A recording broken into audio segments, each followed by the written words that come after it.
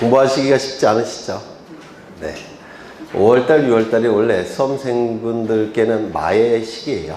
제일 힘든 시기. 뭐 성적은 열심히 나름대로 했는데 점수는 안 나오고, 그리고 몸도 좀 지치고, 올해 이제 석 달 정도, 넉 달 정도 남았는데 시험에 될까 말까. 일단은 결론적으로는 지금부터 하더라도 절대 늦지는 않습니다. 절대 늦지 않으니까 좀 모의고사 점수 좀 안 나와도 괜찮아요. 네. 어차피 점수라는 건 문제집을 풀어야지만 점수가 나옵니다. 기본서 읽어봤자 점수가 안 나오는데, 더욱이 여러분들 같은 경우는 동영상만 들으시죠. 동영상 들으면 나올 수 있는 최고치가 50점이에요. 동영상을 20번 들었다. 그래서 강사가 어느 시점에 농담하는 것까지 다 안다. 그래봤자 50점이 최고치입니다. 동영상은. 그래서 강사는 강의할 때 뭐라 그럴까, 시험에 나온 걸 다 강의할 수는 없어요. 시간적인 제약이 있으니까. 그래서 중요한 거 위주로 강의를 하는데요. 거기서 나올 수 있는 게 50점 정도가 되는 건데, 문제는 강사가 강의하는 것만 듣고서는 그 지식도 흔들립니다. 딱 내게 안 돼요. 그러니까 분명히 들은 것 같은데 이게 명확하게는 머릿속에 딱 안 잡힙니다. 이게 강의라는 게. 그래서 동영상 뭐 10번을 듣건 20번을 듣건 100번을 듣건 똑같아요. 나올 수 있는 최대치는 50점입니다. 그럼 어떻게 해야 되느냐? 활자를 읽어야 됩니다. 활자를 읽으면서 지식이 명확하게 돼요. 특히 법과목은 그렇습니다. 이제 뭐 선생님들이 뭐 우리 법과목을 중고등학교 때는 법이 뭐 사회와 법률생활 뭐 그래갖고 사회 과목 안에 들어가죠. 근데 법과목은 사회 과목과 달라요. 완전히 다릅니다. 사회 과목은 현상학이라고 불러요. 그래서 사회 객관적인 현상을 학문으로 연구하는 게 사회 과목입니다. 현상학. 여기에 해당되는 건 학개론 하나밖에 없습니다. 그럼 법과목은 뭐냐면 이 현상학을 법조문화한 겁니다. 이걸 뭐라고 부르냐면 규범학이라고 불러요. 규범학. 그래서 사회적인 현상을 법조문화한 거예요. 한 번 더 꼰 겁니다. 그래서 이건 사회 과목이라고 한다면 뭐 강의만 듣고서도 또는 암기만 해갖고도 문제를 풀 수가 있어요. 여기에 해당되는 과목은 학개론밖에 없습니다. 법과목은 법조문으로 된 것이기 때문에 이게 조금 더 비꼰 거라, 이게 한번 꼬은 거라서 강의만 들어서는 내 지식이 안 됩니다. 책을 읽으셔야 돼요. 활자체를 읽으셔야 됩니다. 근데 기본서가 너무 양도 많고 그러면 문제집이라도 자꾸 푸셔야 됩니다. 활자로 된 것을 자꾸 읽으셔야 돼요. 그런 과정에서 이게 흔들리는 지식이 딱 고정이 되는 겁니다. 네, 그래서 지금부터 해도 안 늦었어요. 지금 백지 상태라고 한다면 조금 힘들겠죠. 근데 백지 상태는 아니고 강의는 계속 들었고 나름대로 책도 조금씩은 봤기 때문에 지금부터 하더라도 전혀 늦지 않습니다. 또한 모의고사 점수는 의미가 없어요. 예전에 제가 한 15년쯤 전에 경기도 남부권에서 강의를 한 적이 있는데요. 모 학원 소속으로. 그때 3년 내내 평균이 97점이 97점이 이상을 받으신 분이 계셨어요. 3년 연속으로. 말이 안 되죠. 3년 연속으로 첫 해에 97점 받았으면 합격해야 되지 않습니까? 떨어지셨어요. 그 다음에도 모의고사 점수는 97점대였는데 또 떨어지셨어요. 그 다음에 그 다음에도 또 떨어지셨습니다. 그 다음은 제가 그 학원에 나왔기 때문에 몰라요. 그래서 모의고사 점수는 의미가 없습니다. 그러니까 뭐 걱정 안 하시고 책을 자꾸 읽으셔야 됩니다. 그래야지만 흔들리는 지식이 딱 고정이 되고 불명확한 지식이 명확하게 됩니다. 그게 법과목의 특징이에요. 이게 규범학의 특징입니다. 이제 공간정보법을 보실 건데요. 공간정보법을 특이하게도 등기법보다 공간정보법을 더 힘들어 하시는 분도 드물지만 계십니다. 한 퍼센테이지로 치면 한 5%. 근데 이 공간정보법은 양이 워낙 작기 때문에 기본서를 보신다고 하더라도, 교과서를 보신다고 하더라도 그림 같은 거 싹 빼버리면 한 60에서 70페이지밖에 안 돼요. 시험에 나올 수 있는 게. 그러면 60페이지에서 70페이지는 하루 빨간 날 잡아갖고 도서관에 가셔서 하루에 2번 정도는 읽을 수가 있습니다. 2번이나 3번. 그래서 2번이나 3번을 읽으시면 이게 머릿속에 딱 박혀요. 그렇게 하시면 공간정보법은 사실 틀릴 게 없습니다. 12문제 중에서 아무리 못 보셔도 10개는 득점하셔야 돼요. 공간정보법은 부동산 공법인데요. 토지공법입니다. 그리고 부동산 등기법은 민사법이에요. 그런데 이제 보통 이제 우리 이거 두 가지를 합해서 부동산 공시법령이라고 하는데, 부동산 공시법령은 보통 모의고사를 보시면요, 공법보다 평균 점수가 낮게 나옵니다. 공법보다. 수험생분들은 공법을 굉장히 중시하지만 모의고사 점수는 공시법령이 조금 더 낮아요. 한 2, 3점 정도. 그 이유는 이것 때문에 그래요. 등기법 때문에. 그래서 등기법만 놓고 보면 이거는 예전에도 말씀드렸다시피 합격자의 평균은 12개 중에서 4개밖에 안 나옵니다. 응시생의 평균은 12개 중에서 2개 정도밖에 안 나와요. 20점이 안 되는 겁니다. 합격자 평균도 40점이 안 나와요. 그래서 이것 때문에 그렇지, 요것만 놓고 볼 때는 요게 토지공법으로서 부동산 공법의 일종이지만 이거는 굉장히 높은 점수가 나옵니다. 그래서 이 등기법은 보통 2, 3개, 이거는 10개 이렇게 보통 나와요, 수험생분들이. 그러니까 요것만큼은 좀 많이 보셔갖고 다 득점을 하셔야 됩니다. 요것만큼은. 이게 워낙 어려우니까. 그렇죠. 그렇게 생각하시면 돼요. 그러면 이제 공간정보법을 보시겠습니다. 그럼 출제가 되는 거 위주로 볼 건데 쭉 넘기십니다. 어디를 보시느냐면 390쪽을 보시면 이번에 토지의 등록 방법이 있죠. 토지의 등록 방법. 이 공간정보법은 통치권이 미치는 공간적 범위 전 국토에 관한 정보들을 수집, 등록, 관리, 공시하는 제도가 지적제도고, 여기에 적용되는 법률이 공간정보법입니다. 다시요. 통치권이 미치는 공간적 범위 전 국토에 관한 정보들을 수집, 등록, 관리, 공시하는 제도가 지적제도이고, 그리고 여기에 적용되는 법률이 공간정보법입니다. 이 공간정보법은 통치권에 관한 법이에요. 그러면 이번에 등록방법이 나오는데 거기 동글뱅이 1번을 보시면 통치권이 미치는 공간적 범위는 전국토죠. 그럼 전국토를 관리하는 중앙행정기관은 어딜까요? 국토교통부 장관이 되는 겁니다. 이 전국토를 관리하는 국가기관이어야 되니까 국토교통부 장관이 나와야 되고요. 모든 토지라는 문구가 나오죠. 모든 토지니까 국토교통부 장관과 연결이 돼야 됩니다. 만약에 지적소관청이 나오게 되면 모든 토지가 나와서는 안 됩니다. 그때는 관리토지 또는 위임되는 토지 또는 시치분구 아래의 토지 이렇게 나와야 돼요. 이거 이해가 되셔요? 그래서 모든 토지니까 국토교통부 장관과 연결돼야 된다는 거. 이거 3번 이상 출제가 된 겁니다. 네모안 넣기로도 출제하고, 그 다음에 틀린 지문 OX 문제로도 출제가 되고, 그 다음에 뭐 연결하는 문제로도 출제가 되고. 그래서 이 1번은 반드시 기억해 두셔야 된다. 모든 토지는 국토교통부 장관. 혹시 관리토지라고 한다면 지적소관청 이렇게 연결이 돼야 되고요. 국토교통부 장관은 모든 토지를 필지마다 토지의 소재, 지번, 지목, 면적, 경계, 좌표 등을 조사 측량하여 지적공부에 등록해야 된다. 등록 의무가 있습니다. 2번을 보시면 지적공부에 등록하는 지번, 지목, 면적, 경계, 좌표는 토지 이동이 있을 때, 토지 이동은 뭐죠? 토지의 표시를 새로이 정하거나 변경하거나 말소하는 것을 토지 이동이라고 하죠. 이때는 그 밑에 보시면 신청을 받아 지적소관청이 결정한다 이렇게 돼 있죠. 그래서 원칙은 토지 이동이 있을 때 소유자가 신청함이 원칙입니다. 이유는 우리나라는 자본주의 사회이기 때문에 그렇습니다. 자본주의 사회는 개인의 소유권을 인정하는 사회고요.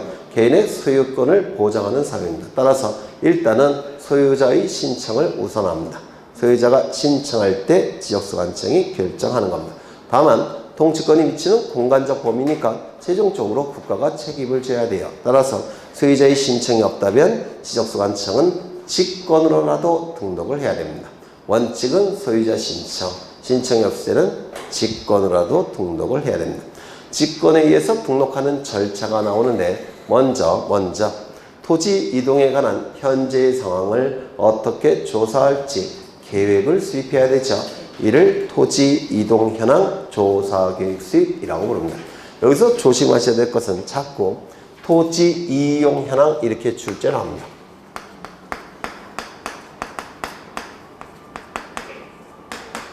자꾸 이용으로 출제를 해요. 토지 이용은 사용한다는 뜻이고, 토지 이동은 토지에 관한 정보가 달라진다는 뜻이죠. 의미가 다릅니다.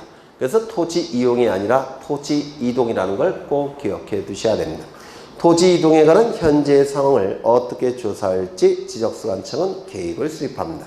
수립한 계획에 따라서 현장에 가겠죠. 현장에 가서 조사를 할 겁니다. 이를 토지 이동 현황 조사라고 부릅니다. 그러면 조사를 통해서 각종 정보가 수집이 됩니다.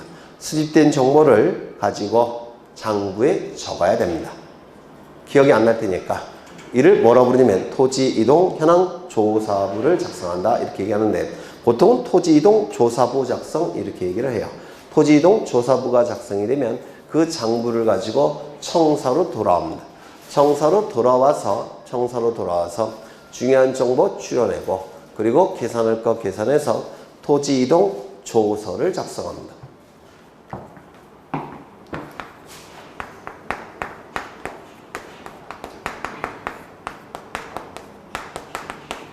토지 이동 조서를 작성합니다. 그러니까 토지 이동 조사부를 가지고 청사로 가지고 와서 청사에서 토지 이동 조사부에 기록된 내용을 가지고 중요한 것 추려내고, 계산할 것 계산해서 토지 이동 조서라는 서류를 작성합니다.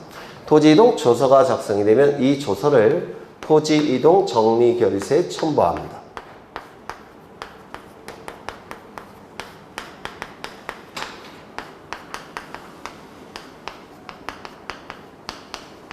토지 이동 조서를 작성해서 토지 이동 정리 결의서에 첨부하는데요.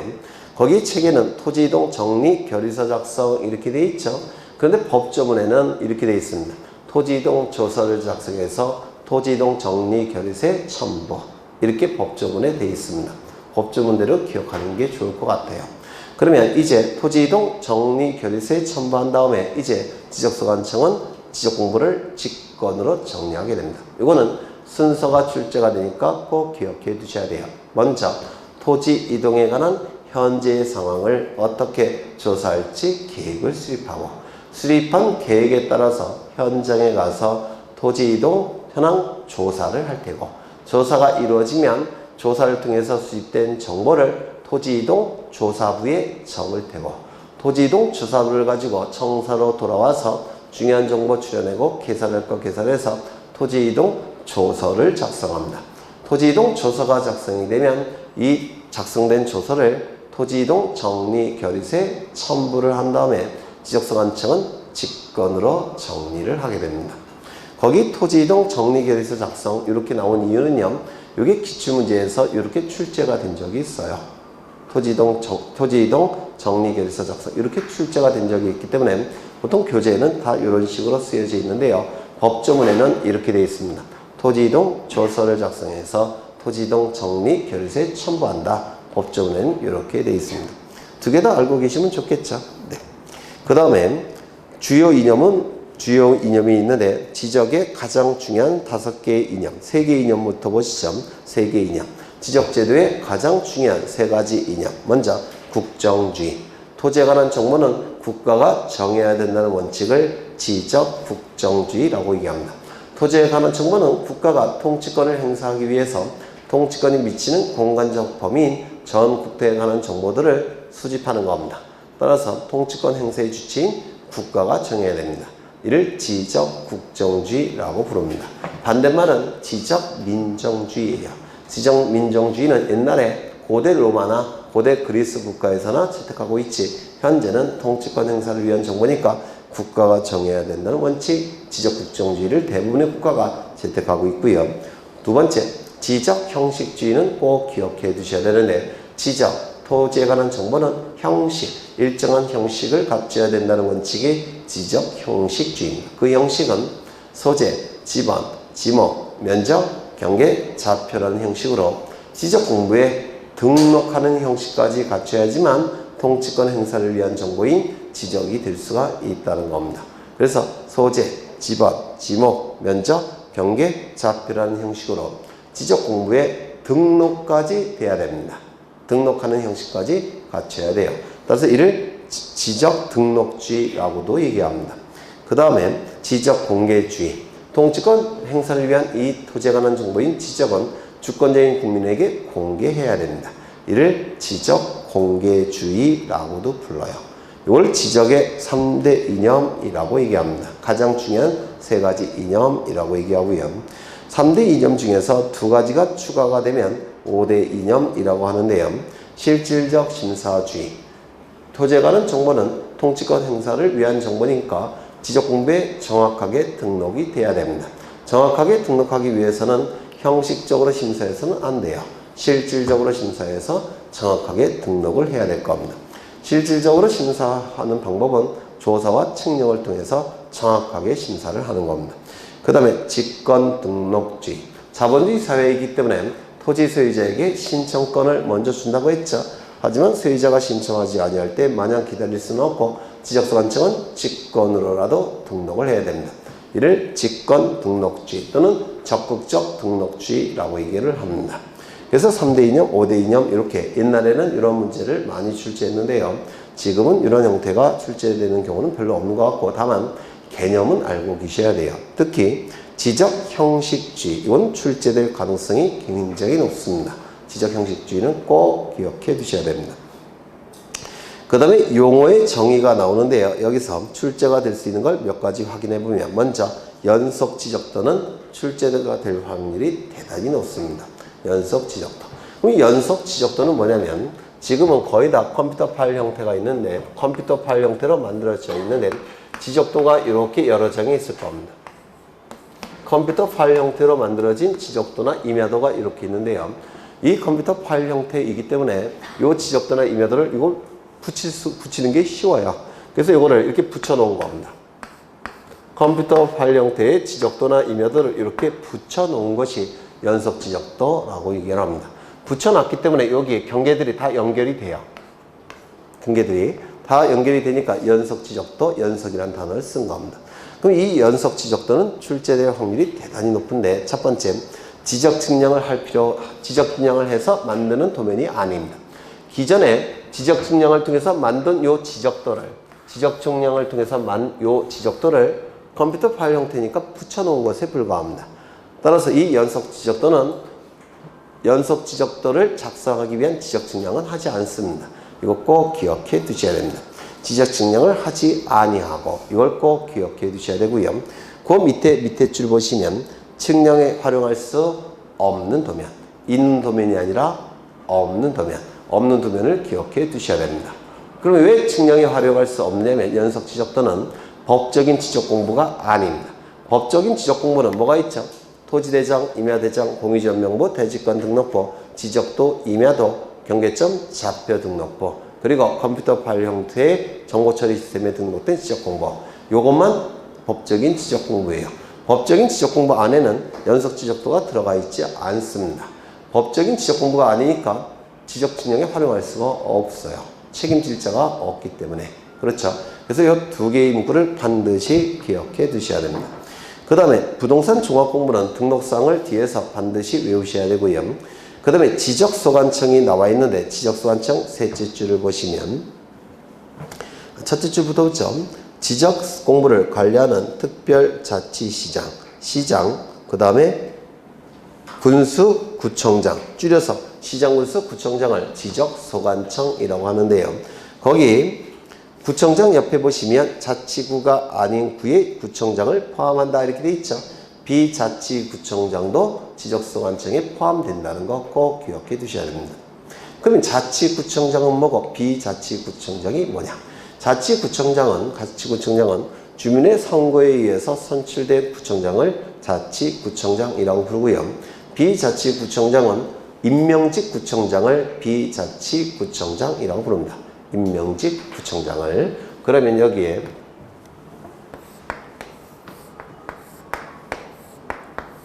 여기는 갑이라는 시고요. 갑이라는 시입니다. 그리고 여기는 4개의 구가 있는데요. A구, B구, C구, D구. 그런데 요 4개의 구는 비자치구라는 겁니다. 그러면 이 비자치구의 구청장은 지적소관청이 된다 안 된다? 되는 겁니다. 그러면 이 비자치구의 구청장도 지적소관청이 된다고 한다면 요 시의 시장은 지적소관청이 될까요 안 될까요? 안 됩니다. 왜냐면 만약에 시의 시장도 지적소관청이라고 한다면 이 토지에 대해서 지적소관청은 둘이 존재하게 돼요. 시구청장, 시장. 그러면 업무의 충돌이 나타납니다. 따라서 비자치구청장이 지적소관청이 되니까 비자치구가 있는 시의 시장은 지적소관청이 될 수가 없습니다. 요거 이해가 되실까요? 그렇다면 요 4개의 구가 자치구이더라는 겁니다. 4개의 구가 자치구예요. 그러면 이 자치구는 지적소관청이 될까요? 안 될까요? 됩니다. 자치구청장도 지적소관청이에요. 그렇다면 자치구가 있는 시의 시장은 지적소관청이 될까요? 안 될까요? 안 돼요. 왜? 업무의 충돌이 일어나니까. 맞아요. 그러면 시장, 군수, 구청장이 지적소관청이라고 하는데요.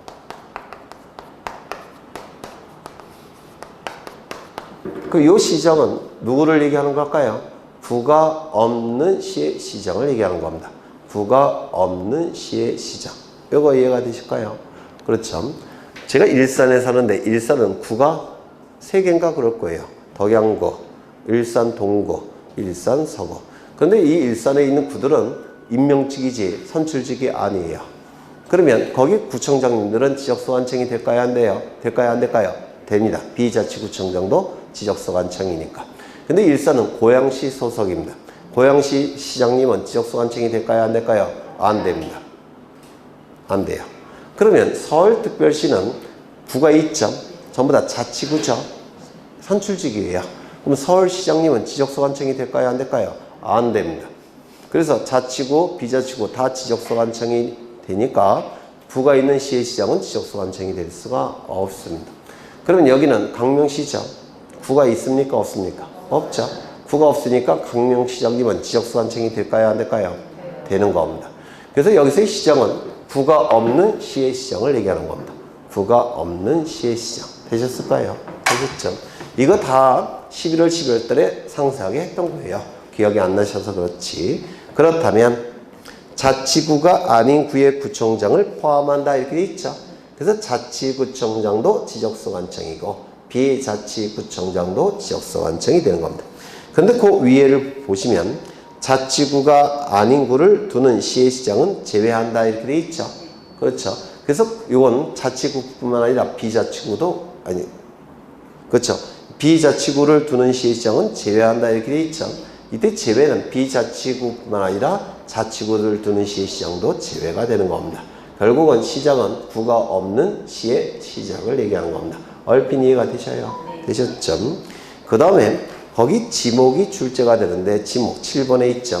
이 지목은 결정하는 방식이 3가지가 있는데요. 용도 지목, 토성 지목, 그 다음에 지형 지목이라는 게 있습니다. 용도 지목은 주된 용도에 따라서 지목을 결정하는 걸 용도 지목이라고 부르고요. 토성 지목은 토지의 성질에 따라서 지목이 결정이 될 때 토성 지목이라고 부릅니다.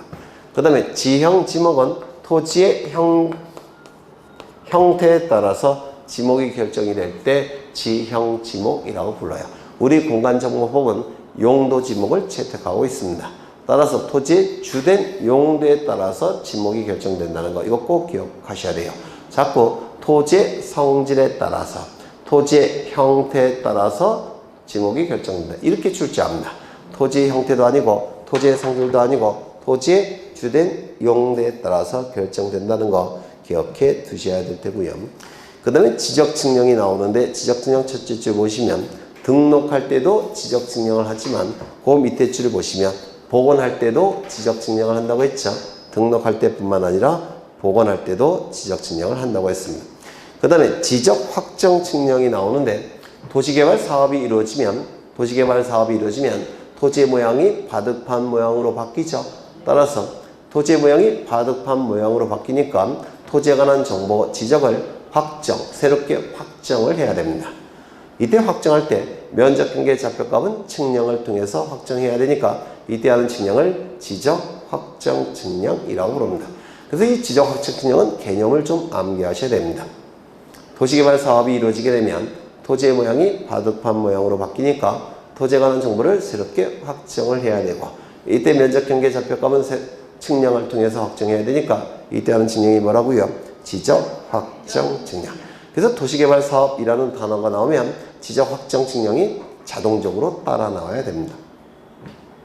그 다음에 경계점에 관한 문제가 출제가 되는데요. 경계점은 경계와 경계가 만나는 점입니다. 경계와 경계가 만나는 점이니까 경계가 꺾이는 점이 되겠죠. 그래서 선의 굴곡점이란 단어가 출제가 됩니다. 선의 굴곡점. 선의 굴곡점으로서 지적도나 임야도에서는 그림 형태로 표시가 되겠죠. 그림 형태로 도해 형태로 등록이 되고 좌표 등록부에는 좌표값으로 표시가 되겠죠.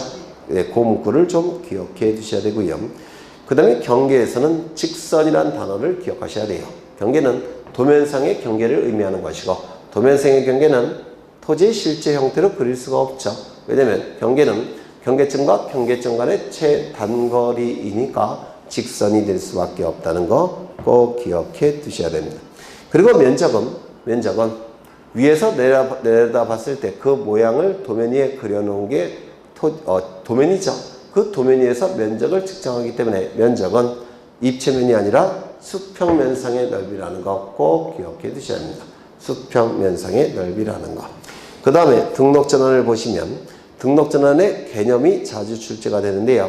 임야대에 등록된 토지를 토지대장 지적대에 옮겨서 등록하는 것을 등록전환이라고 하고 토지대장 지적대에 등록된 토지를 임야대에 등록을 바꾸는 것은 등록전환이다 아니다. 그 개념을 출제하고 있고요.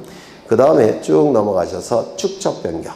축적변경은 첫 번째 지적도에서만 나타나지 임야도에서는 축적변경이 나타나지 않는다고 했죠. 또한 작은 축적을 큰 축적으로 바꾸는 것만 축적변경입니다.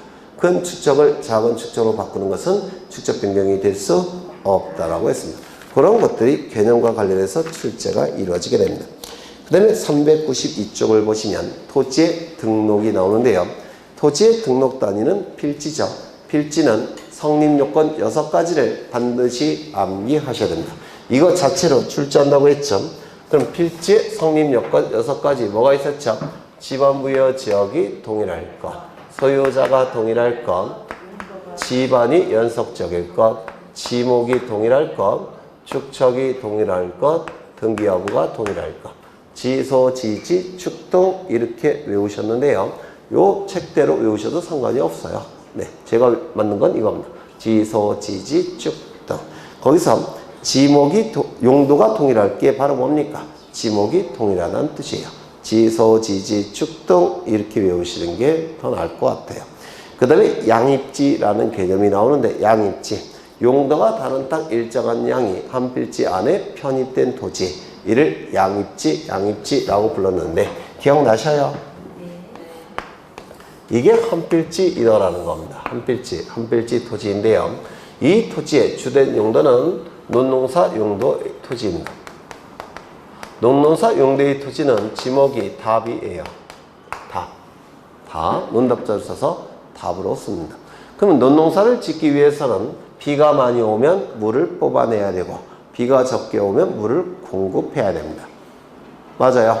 그러면 비가 많이 오면 물을 뽑아내는 게 필요하고 비가 적게 오면 물을 공급해야 되는데 그 역할을 하는 게 뭐냐면 구검, 또랑이 그 역할을 하게 됩니다. 또랑을 지목을 뭐라고 부르냐면 또랑 구자와 또랑 거자를 써서 국어라고 불러요. 그래서 비가 많이 오면 물을 뽑아내야 되고 비가 적게 오면 물을 공급해 줘야 됩니다.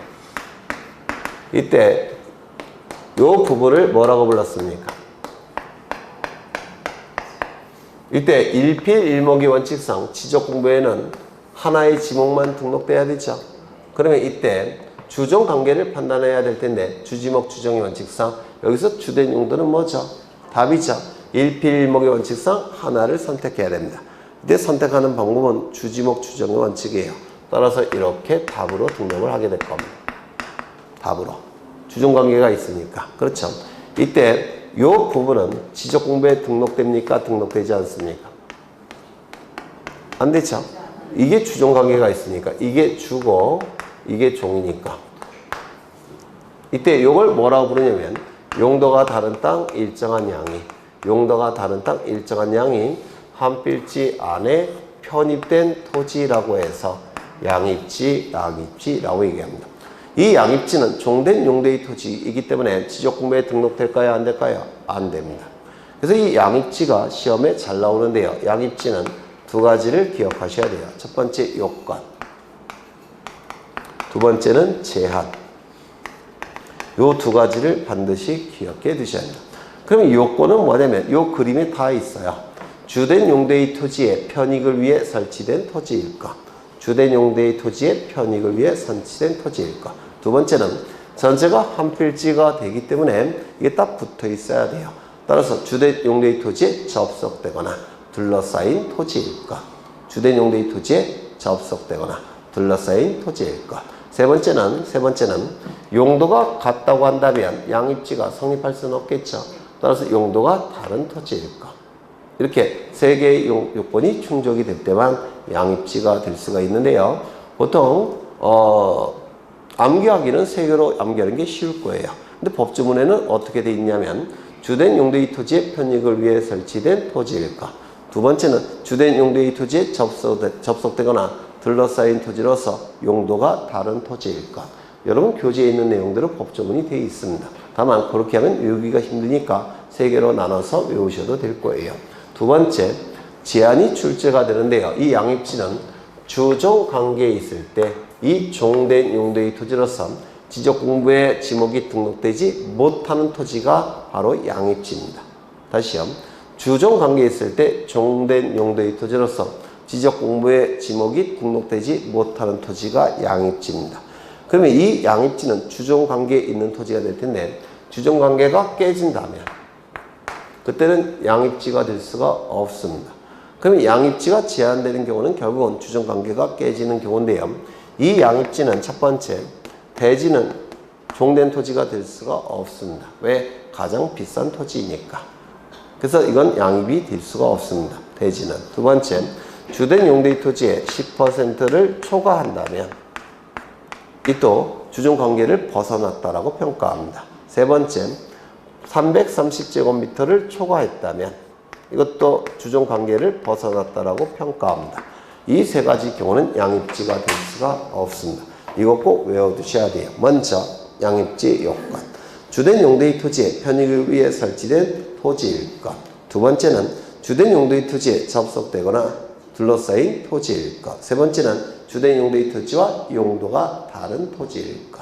이렇게 세 가지로 외워두시면 암기하기가 좀 더 수월하실 겁니다. 양입의 제한이 나와 있는데 주종관계를 벗어난다면, 주종관계가 깨진다면 양입지가 될 수가 없어요. 이를 양입의 제한이라고 부릅니다. 첫 번째, 대지인 경우. 주종관계 벗어난 겁니다. 왜? 가장 비싼 토지니까. 대지는 가장 비싼 토지예요. 두 번째, 주된 용도의 토지의 10%를 초과하는 경우. 조심하셔야 될 것은 초과를 물어봅니다. 초과. 반드시 초과이어야 돼요. 그러면 10%까지는 양입지가 된다는 뜻입니다. 10%까지는. 그 다음에 330제곱미터를 초과하는 경우. 그러면 330제곱미터는 100평인데요. 100평까지는 양입이 된다는 뜻입니다. 그래서 초과 갖고 장난을 잘 치니까 기억해 두셔야 될 겁니다. 그 다음에 지적공부에 등록사항이 나오는데, 먼저 소재지는 지적공부에 등록이 되지만 소재지는 보통 교재에 언급되지 않습니다. 왜냐하면 소재지는 일개 지적소관청이 결정할 사항이 아닙니다. 소재지는 행정구역을 얘기하는 것이고 행정구역은 국회에서 만든 법령 갖고 결정이 되기 때문에 소재지는 빠지고, 이제 소재, 지번, 지목, 면적, 경계, 잡표 중에서 지번부터 나오게 될 겁니다. 지번. 지번도 여러 번 설명을 드린 건데요. 지번은 형식에 따라서 둘로 구분하죠. 지번은 형식에 따라서 둘로 구분합니다. 단식 지번, 그리고 복식 지번. 이 단자는 하나라는 뜻이고요. 복은 두 개라는 뜻이고요. 요 식은 형식을 얘기하는데, 이 형식은 반드시 아라비아 숫자이어야 됩니다. 반드시 아라비아 숫자이어야 돼요. 따라서 한글이나 한자나 영어로 지번을 표기할 수는 없습니다. 왜냐하면 공시 기능을 극대화해야 되기 때문에 한글이나 아라비아 숫자, 아니 한글이나 영어나 뭐 한자 이런 것들은 못 읽는 분들도 드물지만 계셔요. 뜨끔하시죠? 네. 그래서 가장 공시 기능이 높은 아라비아 숫자로만 표기해야 됩니다. 그러면 단식 집어는 아라비아 숫자 하나로 구성된 집어를 단식 집어, 복식 집어는 아라비아 숫자 2개로 구성된 집어를 복식 집어이라고 부를 겁니다. 단식 집어는 아라비아 숫자 하나로 구성이 되을 테고 복식 집어는 아라비아 숫자 2개로 구성되어 있습니다. 이때 복식 집어에 있어서 앞에 있는 아라비아 숫자를 본래의 집어이라고 해서 본번이라고 부르고요. 뒤에 있는 아라비아 숫자를 본번에 붙은 집어이라고 해서 붙일 붙자를 씁니다. 부번이라고 부릅니다. 그 다음에 이 아라비아 숫자 가운데 있는 요 대시 표시는 반드시 의라고 읽어야 됩니다. 그래서 100-5라고 읽으시면 위법 행위를 저지른 거라서 제가 고발을 하면 깜방에 갈 수도 있어요. 그래서 100-5라고 읽으시면 안 됩니다. 100의5라고 읽으셔야 돼요. 이것도 여러 번 5번 이상 출제가 됐습니다. 100-5라고 읽으셔는 안 되고 100의5라고 읽으셔야 됩니다. 또한 임야대장, 임야도에 등록이 될 때는 임야대장과 임야도에 등록이 될 때는 아라비아 숫자 앞에 산자를 붙입니다. 아라비아 숫자 앞에 산자를 붙이게 돼요. 뭐라고 출제하느냐면 임야대장, 임야도에 등록이 될 때는 아라비아 숫자 앞에 임자를 붙인다. 이렇게 출제합니다. 그런데 임자를 붙이게 되면 혼동의 여지가 있습니다. 왜냐하면 임야라는 지목이 있는데 임야는 부호가 임이에요. 그래서 여기다가 임자를 붙이게 되면 임야와 혼동의 여지가 있기 때문에 지목의 부호가 아닌 산자를 붙이는 겁니다. 임야대장, 임야도에 등록이 될 때는 아라비아 숫자 앞에 임자가 아니라 산자를 붙입니다. 또한 최근에는 이것도 출제가 돼요. 아라비아 숫자 뒤에 산자를 붙인다. 이렇게 출제가 된 적도 있습니다. 뒤에 붙이는 것이 아니라 앞에 붙이는 겁니다. 그러면 책을 보시면 집어의 표기가 나와 있는데 이거는 이 내용은 무조건 출제가 된다고 생각하셔야 돼요. 집어의 가장 기본이 되는 것이기 때문에 무조건 출제가 된다고 생각하셔야 됩니다. 집어는 아라비아 숫자로 표기한다는 것. 임야대장, 임야도에 등록하는 토지 집어는 아라비아 숫자 앞에 산자를 붙인다는 것. 앞에 산자 두 가지를 기억하셔야 됩니다. 앞에 산자. 집어의 구성은 복식 집어의 경우에는 본번과 구번으로 구성하되 본번과 구번 사이에 대시 표시를 연결하고 읽을 때는 반드시 의라고 읽어야 됩니다. 그 다음에 오른쪽을 보시면 집어의 부여 기준이 있는데 우리 공간정보법은 북서 기본의 방식을 채택하고 있죠. 북서 기본의 방식. 글씨를 이렇게 씁니다. 우리나라는 글씨를 이렇게 써요. 첫 글자는 여기서 시작하고 끝은 여기서 끝날 겁니다. 그런데 이거를 동서남북을 표현해 보면 어디서 시작합니까? 북서쪽에서 시작하죠. 그리고 어디서 끝납니까? 네? 남동쪽에서 끝나죠. 그래서 이 북서 기반의 방식은 북서쪽에서 시작해서 남동쪽으로 끝나는 방법을 북서 기반의 방식이라고 얘기하고요. 우리 공간정보법은 북서쪽에서 시작해서 남동쪽으로 끝나는 북서 기반의 방식을 채택하고 있습니다. 북서 기반의 방식. 다 알고 계시죠? 여기서 기자는 시작할 기자예요. 일어난다 기자, 시작할 기자. 그래서 북서 기반의 방식은 북서쪽에서 집원이 시작되는 방법. 북서 기반의 방식이라고 부릅니다. 꼭 기억해 두셔야 되겠죠. 그 다음에 각각의 토지 이동에 있어서 집원을 부여하는 방법이 출제가 되는데 이건 좀 쳤다 하자.